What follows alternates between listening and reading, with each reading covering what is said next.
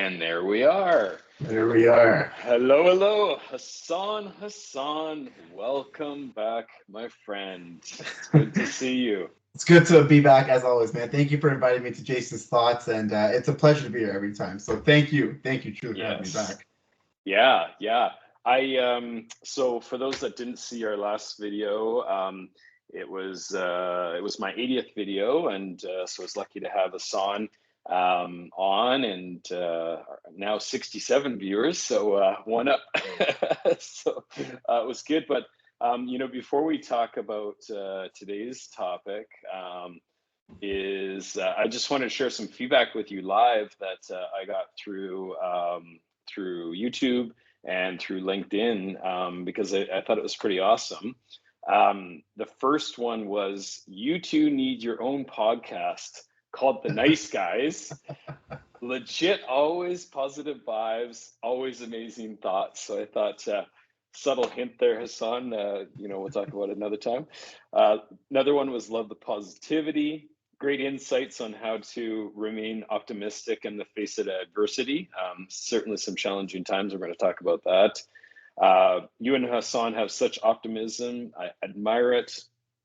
Love listening to you both speak positivity into power. And one of the last ones I thought was awesome was, excellent content and looking forward to more. Oh, So it was really cool. very kind feedback from everyone. But you know what, man? Honestly, like, if the only time I never go into space is if I was with you. So if it is going to be the nice guys, it has to be Jason or not. So if that is something down the road, by all means. But tentatively, the only time you'll see me here is with the Jason. So pleasure. Honestly, whoever saw that, thank you for your feedback. It means a lot. Awesome. Yeah, I agree. I warmed my heart too. So, but it sounds like it warmed a lot of other people's hearts, and a lot of people needed it in these times. So, the next thing that I want to talk about was also kind of from that vlog, which was kind of your challenges and the hunt. So, do you have some updates for us today that you want to share? Yes, officially, everyone, the hunt is over. I was blessed to sign an offer this week. Very humbled, very blessed. I think in times like this of challenges, it really speaks to people's character when everyone wishes well for one another, right? I mean, I think in human history, whenever adversities come in, you can go one of two ways. You can either become bleak and grim and kind of raid the town and light the city on fire, or you can come together as a community and do something incredible, right? I mean, we've seen it time and time again, especially with Canadians, right? Like the stories we've heard in Vancouver when the planes landed and people welcome people into their homes, right? And so Yeah. things like that, lots of love and blessings from everyone got me through it. This wasn't a single achieved victory. Lots of appreciation from former colleagues and friends reaching out. So all that led me to here. I won't share the company's name just yet. That will be on April 8th. But it's very exciting, and I'm happy where I am. So thank you Awesome. guys, truly. Thank you. Yeah. Congratulations. Well deserved. Grit, determination, a lot of hard work to get her done. So you got it. So I'm very excited to watch your next journey unfold for you. Appreciate it. And speaking of hard work, I think Jason, you can. Do you know anybody who's worked hard in your life, or any role models or strong-willed people who've worked hard? I don't know. Who do you have in mind? Well, I was just reading about a gentleman that's just added a pacemaker into his heart, and that's none other than Arnold Schwarzenegger. He's had a lot of heart conditions, but yeah, I mean that guy, even for as old as he is, he's a beast. Still going. I didn't know about the pacemaker. I'll definitely have to take a look at that. But Yep, wow, yep. pacemaker in 3 careers and still going. That's crazy. I saw a recent movie on Netflix where he's just a sheriff in this whole town. I'm like, man, he doesn't slow down. He's still Yeah. menacing force. Yes, he is. Yes, he is. So, yeah, I've watched him since very early years. If you really want to go back to the OG, one called The Villain, and he's let's just say he's in a baby blue cowboy outfit, and it's worth the watch. Man, I'm Trust gonna me. sound terrible when I say this. Granted, I came from Saudi Arabia, so we didn't have a wide selection of movies. Hmm. The movies I saw of Arnold before I came to North America was Hercules in New York and Batman and Robin. So not his greatest movies, but when I came here, that's when I was like, oh, okay, wow, he's got some bangers too. So Yikes. happy that we made the move here, and happy that we learned more about him appropriately. Um, One of the things I wanted to ask you about, Jason, was his rules of success. He's definitely Yeah. given lots of motivational speeches, even when he was governor of California, going to universities and speaking there as well. One consistency from bodybuilding to acting to being in government to what have you. He's got 6 fundamental principles that I want to chat with you about. Yeah. Number one, trust yourself. Number Mm. two, break some rules. Don't break the law, but break some rules. Um, don't be afraid to fail. Uh, Ignore the naysayers. Work like heck and give something back. And I would just love to know your thoughts. Maybe we can go about it kind of one at a time. Yeah. Yeah. Number one, trust yourself. Why is that important for success? Like Arnold found that for him, and he seems to be a unified formula for success, but why does that work for you, or does it not work for you? I'd love to know your thoughts. Yeah. Well, I think you probably have to start there, and it depends what you're working on or working towards. But I think, yeah, I mean, you have to trust yourself to, like, if you have a goal, you have to trust yourself to push yourself, to get yourself to there, to challenge yourself, to pick yourself up, to motivate. And so I think when you look in reflection to Arnold, he was very goal driven, even as a young child, right? And so I think you have to look within and find any gaps that you might have, or you're probably bound to fail to some degree. It's not probably necessarily like how can you not trust yourself, but it's just, are you there to push yourself through? And if you do have any fallbacks, like how are you going to get through that, right? And weed that out. So that's my 2 cents on the trust yourself. And I'd love your thoughts as well on it, if you see it differently or kind of similar. No, I see it identically, man. I think Bruce Lee kind of said it best, right? Where you have to speak about yourself positively because your body can't tell the Hmm. difference, right? I True. mean, like this is a guy who, despite his height and weight, crazy physique. But his all thing always kind of began with that level of self affirmation and self trust, right? Are you going to make all the right decisions in your life? Definitely not. But if you Hmm. trust yourself enough to make a decision, I think there is even if you lose, you didn't lose all the way, right? Like Yeah. being inactive and then losing is worse than making a decision and losing. At least in my Yeah. opinion. Yeah. Um, Totally. I also find, like, in my personal experience, and I'll give a fun one where I went bungee jumping. That Mm. the Great Canadian Bungee in Ottawa. I highly recommend you guys do it. Definitely beautiful, but terrifying. Um, Yeah. I was hoping, like, guys, can you push me? Can you guys like kind of make this easier for me to make this decision? Like, hey, man, legally we can't because people have grabbed or whatever. You have to go to do it. So just to Yeah. be able to walk up to the edge, toes over, and just trust that, hey, you know what? I can do this. People have done it before. I saw this young girl who's like 15 and she went and did it and had a great time. And here I am in my 20s, like, you know what I mean? So definitely a moment to just to trust yourself, trust where you are, why you're doing what you're doing, and let the rest flow through as it needs to. So definitely in alignment that this is a solid rule number one. Yeah, yeah. Ooh, let's talk about bungee jumping, man. I can't believe he did that. That should be our Jason and Hassan adventures. If you guys want to see some skydiving or bungee jumping, let us know in the comments below. Which leads me to break some rules, not the law, but break some rules. Yeah. and I'm certain in our youth, and we don't have to talk about it. I'm certain we've broken some rules in our heyday. But what are your thoughts in the realm of success? Like, you're a guy who's worked incredible jobs, incredible careers. You're also a parent as well. Like, there's some rules and values that society grounds us in, that you ground yourself in, and the companies themselves ground us in as well. What are your thoughts Mm. on those rules needing to be followed to the letter? Yeah, I think the saying is right. Rules are meant to be broken. Again, not the law, but rules.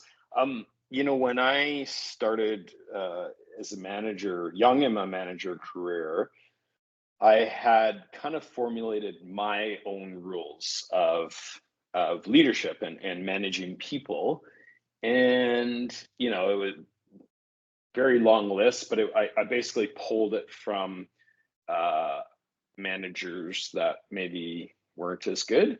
And I went, okay, rule number one, don't do that. Rule number two, don't do that. Rule Hmm. number three, don't do that. And I was so rigid though. Like I was very rigid. And, um, it's literally like I just, nope, don't, no. And one of the rules I'll share was that I would never befriend any of my team, right? So no Facebook, no anything. I just needed to be their leader, their manager, and I didn't. Um, I'm a bit of a funny guy outside of work, and I wanted a certain perception, and I didn't want to let them into my world, so I could keep the two of them. And I think uh, for a long time, people were just like, he's kind of he just won't let us in. He won't let us see who he really is, which was really true. I had a real strong. I needed a really strong circle of trust before you would actually know who I was. This again was a long time ago, and there was one rep that um, he I even communicated these rules to my team, and I said, it ain't gonna happen. He's like, come on, man, come on, and he just kept pushing and pushing and pushing. Want to be my friend, which is very sweet. Um, and lo and behold, I just emceed his wedding last year. Wow. So and it was like, okay, what's the worst thing I could do if I just let this one guy in because he's really special, really like the guy, we get along great. I think we could be best friends, and so I broke my rules, and the good thing in that was like, okay, it's all right. Nothing Hmm. fell apart. He still respected me as a leader. I mean, we weren't working together. If he was still in my same store, I'd probably pull the plug back and say, nope, no more friends. But it did allow me to um, not only connect with him, but also like expose a little bit of who I was. And so, that took some time. And so that's an example of where I feel like rules can be broken no matter, you just have to look at them subjectively and, you know, dance around a little bit sometimes. So that's my 2 cents on it with a little bit of a story, and he knows who he is. So um, he was kind of the pioneer for more. Let's just put it that way. I love it. Please, if you're watching this, man, comment below. I want to know who you are. No, I'm totally kidding. I'm totally Hmm. kidding. Keep your anonymity. Keep your anonymity. I think that's incredible, man. I think that's wow. What a beautiful story, especially on the nature of why you broke your rule, why you had it, and Yeah. it. The thing is, when you had your rule, they were logical. You made them for a Yes. reason, right? Like for the sake of professionalism. It's not to say you were a jerk to anybody on your team. It was No. you had lines and boundaries, but then even the steps you took to break your rule was still upholding your core principles of like Yes. there's still a level of trust required and things like that, which I personally love and resonate with. So like thank you for that Yeah. chair. Yeah. Yeah. Yeah. Yeah. Yeah. It was. Yeah. Anyways, that was. Yeah. There was. Again, it was one rule that allowed me to just open up a little bit more and look at other rules and soften them a little bit. I think is where the learning came from. So um, it's good to have some rules in place, but it's okay to also change your rules as you go as things change. Interesting. Perfect. All right. Let's look at number three. Don't be afraid to fail. Um, this Mm, one's definitely an interesting one. By the way, I hmm think it's six rules for success. If I said five, I apologize. Again, Yeah. we don't edit these. All right, my bad. Sorry. Don't be afraid to fail. It obviously easier said than done. Do you think it's essential Yes. for success? Ooh, I uh, I don't think it's essential, but I think it really does help. Um, because like I'll give an example of like I think people need to fall on their face, right? I think you need to just be like, shoot, I lost, right? Because without losing, there is no winning. And so I think like, but it's hard because people don't want to look stupid. They don't want to fail. Like you always want to be successful. But I think success in winning is so much richer when you do fail, right? Like Mhm. there's some people that I've worked with that have failed time and time again, but they put themselves out there where other people might not and didn't. And yeah, sure, they fell on their face, but they got stronger from it. They worked harder for it. They knew that taste of failure and they didn't want to do it again. So it makes them stronger, right? And so I am afraid to look stupid. I hate failing at anything I do. I always try to like, if you need this, I'm somehow going to try to deliver Mm. exponentially. Um, and so I think when we do fail, it's just about looking in the mirror and just being like, okay, at least I tried. Mhm. Better to try and then versus and fail versus having regrets that I didn't and don't know what the outcome is going to be from it. So again, I don't think anybody likes to lose. I don't think anybody likes to fail, but it does create more grit. It creates more desire to make sure you don't fail again, and it makes winning that much sweeter. So difficult though, difficult. Definitely resonate with that. Yeah. Tell me about yours. What would you say? Because that's Uh, a big one. well, for us non-Jason Lamberts of the world, failing is definitely second nature. For at least on But my that's a end, good thing. That's a good thing. absolutely, and I Yeah. think it is essential for success. And the reason being for the non-Jason Lamberts, for the non-gifted minds of this generation, rationale being is like, you know what I mean, like every time you try something new, if you go in prepared to like look foolish, it takes some of the pressure off to perform at a higher level, especially if you're brand new at it. But also, Yes. failure is a great teacher, especially failure of others is a great Yeah. teacher for as well. You don't have to necessarily fail on your own. Like, don't. Yeah. I would say fail with purpose. Don't fail for the Ah. sake of like Arnold told me to do this, so I'm gonna intentionally mess this up. Like no, like definitely let your reach exceed your grasp and fumble. I think that's almost critical Yeah. because if you look at it from a social perspective, right? I can't tell you how many times I've approached a girl and just obliterated my entire approach. You know what I mean? I can't tell you how many times I've cracked a joke and it just landed horribly wrong, right? Like learn very hard ways, like there's certain things you can't joke about. Don't joke about. Don't joke about a girl's height. Don't do that. Like, you know what I mean? Jason Lamberts of the world know this. The Hassan Ali's of the world learn by failure. But eventually, with enough failures, you realize, okay, like I know how to be funny now with someone in a respectful space. In a professional setting, right? Like if you're not going to be able to put your hand up and ask a silly question, you're not going to learn anything even for yourself, right? Because if you ask other people, oh, I was thinking this. The amount of times in class or work, it's like, hey, I was going to ask this, but do you know? And everyone around you's like, man, I had no idea. I'm like, dude, if one person had just asked, right? Like, don't Yes. be afraid to be that person. Yeah.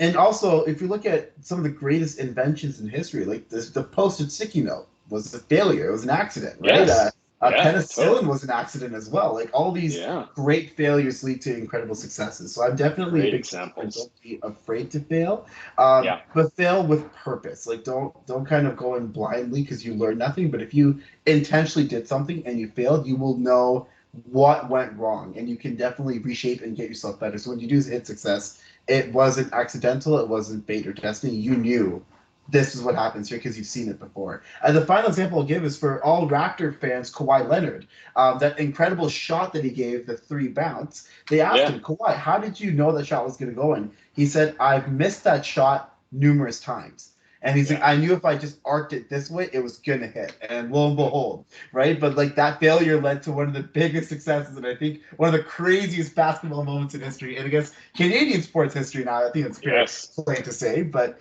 yeah, yeah, definitely aligned with rule number three. Um, yes, agreed. Rule number four: ignore the naysayers. Again, and all these are easier said than done. Yeah. What are your thoughts on this? Well, yeah, it's a big one for sure, and I think um, the reality of naysayers with the old interwebs is even more powerful and harder to overcome because depending your forum, it's a lot easier for people to come down and beat you up or say why you're going to fail or and defeat before you even get started. So I think that one comes with time and comes with some practice. If someone's beaking off at me and maybe not beaking off at me or but telling me all the reasons I can't, um, fair in the moment to probably pretend you're listening, but try to just block out as much as you possibly can and then go back to your principles of why you are going to succeed, why you are going to get through this. But because you're doing it for a purpose, you're doing it for a reason. And there is going to be negativity. There's lots and lots of negativity in the world. But I think also internally, you can be the biggest naysayer as well to yourself, Absolutely. right? So, go back to the first point, trust yourself, right? Like, do I got this? Do I believe in myself? Can I do this? Yes. Okay. Now naysayers they have less power, right? Because internally you believe yourself. I know I'm going to get this done. So I think it takes a lot of practice. I think it's about shutting off the outside world and shutting out the doubters or questioning them too, right? Like, why do you think it's going to fail? Tell me more. Maybe there is a blind spot in your thought pattern, your process, but hey, like, help a dude out. Like, why do you think it's going to fail? Tell me more. Like, why wouldn't this work? And I think that can also spin it around to them. If they don't have any meat, well, that also dissipates their comments in the first place. But maybe it also turns around and makes them realize they're being an a-hole and they should have a little bit more support and faith in your ability to get something done. I love the point you made of like definitely touching on identifying the difference between a naysayer and somebody giving like feedback, right? Like, Mm-hmm. I think so often that we see these rules and we make blanketed assumptions that, oh, if anybody says anything negative about what I'm currently working on in my journey, they're a naysayer. But sometimes it's coming from a place of care. Sometimes it's something pivotal for you to be like, hey, consider this before you go and do this, Yes. right? Like, you know, Yeah. if you're like, hey, I'm gonna build this house, like, and it's like, hey, I think you should hold the hammer the other way. A person's not a naysayer; they're just trying to look out Yes. for you. Yes. So It's true. It's true. definitely, I love that point that you made a lot. Yeah. One of the parables I've heard about naysayers before, and granted, it's a bit corny, but it gets the point across. It's the Yeah. frog in the tree. There's this frog that's trying to climb a tree, and other Mm-hmm. animals came around and were like, one animal said like, "You can't do it. Stop. Slow down." And other animals came through, and eventually they were all screaming because the frog kept going higher and higher. When the frog came down, Someone asked the frog, "Hey, like everyone's telling you couldn't do it. Like, why did you keep going?" He's like, "I was so high up that I couldn't hear the words, so I assumed they were cheering for me. I assumed they were cheering me on, and that's why I won." And that's like the power of words and suggestion. I love If you it. look at Rocky 3, right? Like Rocky's kind of hearing this interview of like, "Yeah, a clever leg knocked you out. Mr. T kind of put you under," and Paulie is like, "Rocky, ignore it," and Apollo Creed's like, "No, don't ignore it. These people are gonna owe you an apology after." So I definitely see this rule number 4 being, depending on the person, Yeah, doesn't always indicate your rule of success or not. true. Because some people may use it as motivation, some people may not. Yeah. On a personal level, ignoring naysayers, you realize quickly that people's opinions change when you actually achieve the goal that you wanted to achieve to begin with. Hmm. Like I come from a South Asian culture, and in which Yeah. field hockey and cricket are the big sports. Yeah. I did wrestling, and it's not at that point in time it wasn't seen as a very favorable sport because people are like wearing one piece and mud and looking kind of foolish, right? And like, oh yeah, you went to a first world country to do a third world sport, right? Like you end up. I was thrilled all 4 years, and then one day it's kind of posted a video, and then it switched. Like when I stopped pursuing it, that's where people were like, oh, like, are you gonna do that again? Like, oh, like my kid wants, like, you know what I mean? It went the other Yeah. way around, right? And so sometimes if you listen to certain things, you kind of limit possible opportunities and possibilities to change people's minds as well. So Yeah. for those who operate with positivity, ignore the naysayers, but those who can use it as motivation, maybe don't ignore them, right? Maybe keep it Yeah. in the back of the mind, fuel the drive. Yes. Number 5, work like hell. Yes. In a world where burnout exists and people almost overwork themselves or become workaholics or become obsessive, Yeah. I guess I'll frame the question this way. If you really want to achieve something, do you think you need to be obsessive over it to truly No. achieve it? Okay. No. I'd love to hear your thoughts on that. Yeah. Yeah. Yeah. So no, I don't think so. I think you gotta, I mean, good planning helps and good structure and setting yourself up for success. But I don't think working like hell necessarily means you need to put 80 hours in. You just got to make the hours count, right? And Beautiful. I think it just comes like if you're putting in 80 hours and you're getting to your desired goal, but you're only paid for 40, are you really succeeding? And so you got to look at your efficiencies, right? You got to look at how you're doing things. Have you set yourself up for success, or have you set yourself up for failure?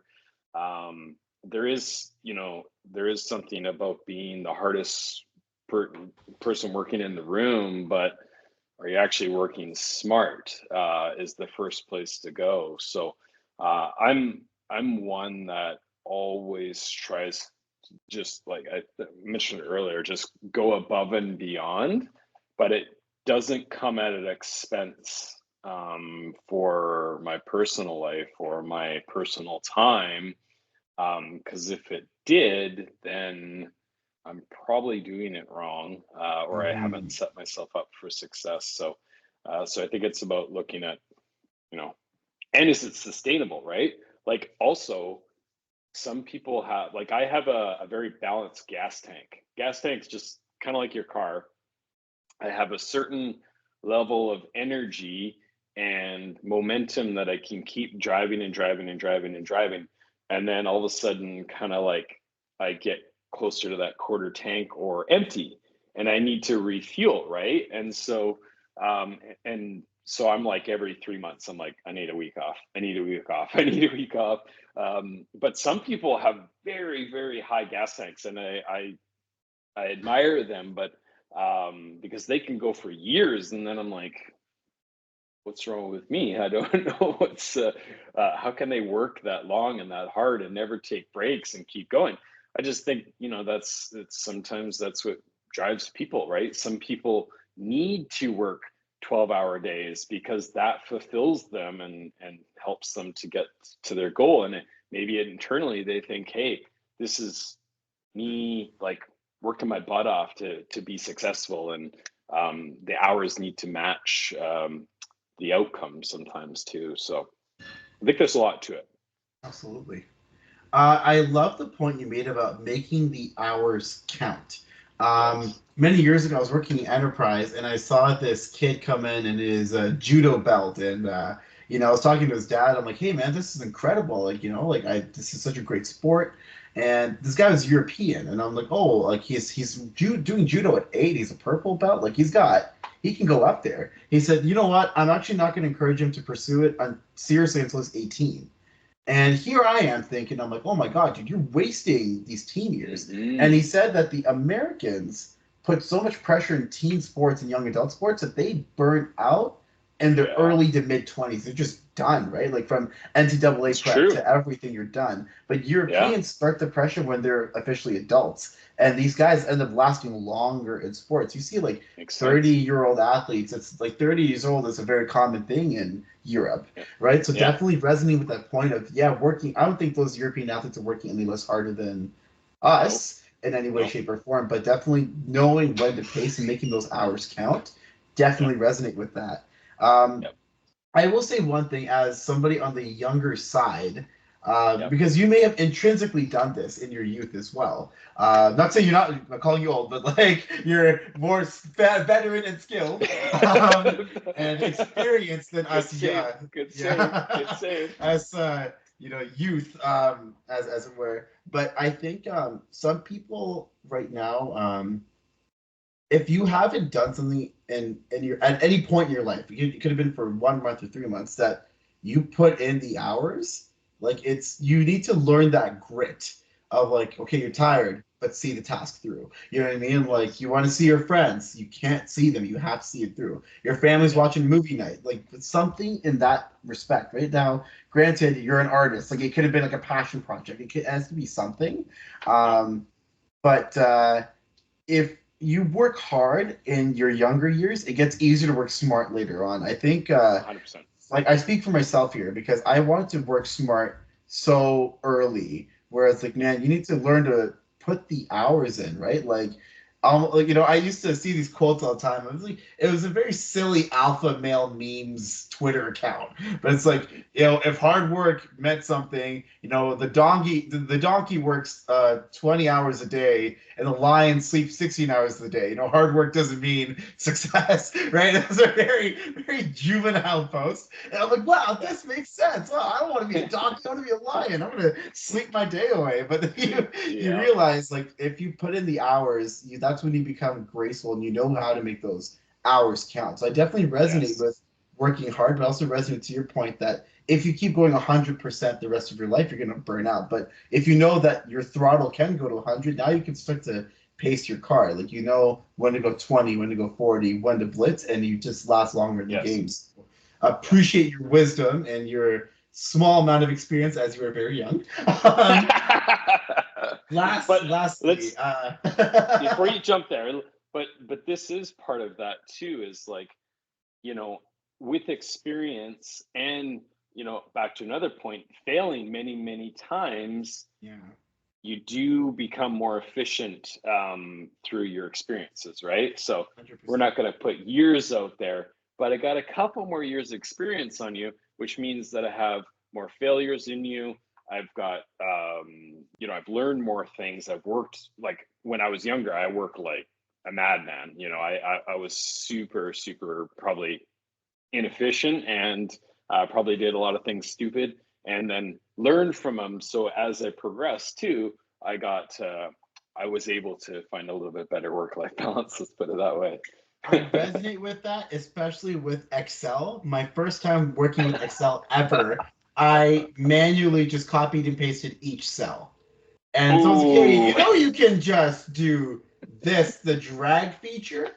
And you yep. just sit there and you're like, I put all these hours in, but it was a 14-hour mistake that led me to be a 30-minute proficient human being. So For the definitely, rest of your life.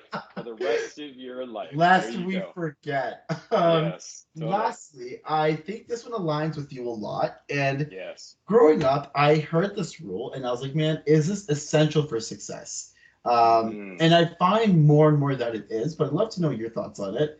Giving Yeah. something back. Yes. Like you think of success, you think of Rocky, hands in the air, belt around his waist. climbing K2, jumping off, you've done it. That's a success. But and according to Arnold, you're not fully successful until you've gone that step further and given something back. Yeah. Why do you think that is, and do you align with that? And what are your thoughts on that realm of it? Yeah. I think you got to pay it forward, right? I with my kids, I always think like I can give you this cheat code in life, right? Just listen to me. But like it's like, okay, well, I've got 30 years of experience. How about I give you the tips and tricks to not make those mistakes, not make those failures, um, to propel you forward. And my kids just look at me and like, Dad, shut up, man. Like this is too much inspiration. Just no. You know, kidding aside, I've gone through a lot of times where like I was very self-driven, very self-focused. I didn't necessarily look to be seen. Like the success wasn't like up on the pedestal. Um, you know, being the number one of something. To me, it was just like internally, I knew what success meant to me was different than some other people. And I became very successful in my own regard. And I thought, okay, this is awesome. Yay, I'm winning in my mind. But felt it stopped, right? It was just like, hmm. And so all of a sudden I kind of went, I have all these people that I lead and I work with, and I went, I think my next success is to give what I've learned to others in leadership and in life too, right? Like I feel like a lot of the times in retail management, I was like, I got these young boys and I had an opportunity to make them men. And so teaching them little tips and tricks, not just in work, but in life, um, became my greatest fulfillment. I no longer looked at like the numbers or the results or the trophies or anything like that. None of that mattered anymore. What mattered most to me was developing other people, and giving them my skill sets or my experiences or my knowledge and like download into them. Um, and I think that's important, right? I think you want to pay it forward, um, because someone did it for me. Someone mentored me. Someone gave me some tips and tricks and helped me along. And so I always feel like if you can give it, do it, right? Because we all learn from each other, and doesn't mean my way is right, but it is good to give it to someone else. And I think there's a lot of ways to look at that too. Even it comes to charity and fundraising and things like that, right? Mm, Like I really like to put I've gone through some things in my life, and then I go, you know what, like I need to um, help in a different way. So like donate my time, donate my upper lip, to different charitable events, and I think that's important too. absolutely. Um, I'll add it with a follow-up question to you. Uh, in order to be successful, and in the realm of bear in mind the end objective is to give something back, do you believe it's important to have a passion for what you're trying to be successful in? Like, because if you look at it, I guess I frame this question because if you're looking at just I want to go in and I want to make this like the giving back doesn't necessarily come natural. But if you're like, hey, I love the sport of hockey just as much as I want to be successful in it. Like, yeah, I want the NHL trophy, but I also love the sport of hockey. So once you get there, to give back for the love of the sport, it's easier to Yeah. give back. But how fundamental do you think it is to have a guided passion for the thing you want to be successful in? Well, yeah, I think it needs to be there because I feel like if you're not really passionate about it, you're probably not actually giving it 100%, right? And Mhm. so, and maybe it's something like at first you're like, well, this isn't like my total passion, but I can find X, Y, and Z that I'm passionate about in this smaller thing that I can expand on and hold on to. and then grow the passion bigger. But I think it does need to be there, or else it's you're only going to go half-ass on it. You're only going to go 50% because it's just not necessarily your your thing, right? So Mhm. um, I think it can be without there, but I just think that it's not going to have the same effect if you took two people side by side that have this, this same goal, and someone is end to end passionate about the project or the program or with the charity or whatever it is. They're gonna give it their all for every different reason, right? I can't remember the the athlete or the sport, but he was so respectful of the sport, and that it was just a blessing to be in the sport and to give back to the sport and do his best every Mhm. single game. Again, I can't remember the athlete, but it was inspiring, right? Whereas someone else that's just like, yeah, I make a lot of money doing this, and I just, I show up and I do my best. Um, you're probably not just you're just not going to get the full gambit from them. Absolutely. There is one point that you mentioned that I really found I resonate with on a very high level of success, not necessarily looking like the medals and the trophies. Hmm. Um, I can't tell you how many coaches exist, right? Even I think Vince Lombardi, correct me if I'm wrong, I don't think he was an official player. I don't think he ever played Yeah, I don't professionally. think so. Yeah, like No. and these guys, you mean like where they were great athletes, Olympian level, and just failed it. They either didn't make it to tryouts, whatever. They had all these fundamentals, and then they coached the next superstars, right? Like Yes. in the act of giving back, like that was the real success. So I love the fact that you said you don't have to be number one to be successful. You don't have to be No. like number 10, right? Like if you are good at what you do and you learned enough to pass it forward, you're ensuring the success of or potential success of the next person coming down the pipeline, Yeah. right? Definitely love that a lot. And another thing that you mentioned was paying it forward.